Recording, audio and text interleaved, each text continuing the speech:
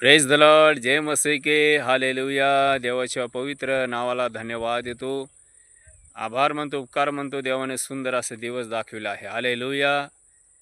मत्तेचं पुस्तक 11वा अध्याय 28 वचन. येशू म्हणाला, अहो कष्टी भराक्रांत जन हो, तुम्ही सर्व माझ्याकडे या, तुम्हाला विसावा देईन. हालेलुया. जो कोणी प्रभू येशू ख्रिस्ताकडे येतो, प्रभू येशू ख्रिस्त त्याला विसावा देतो, आराम देतो.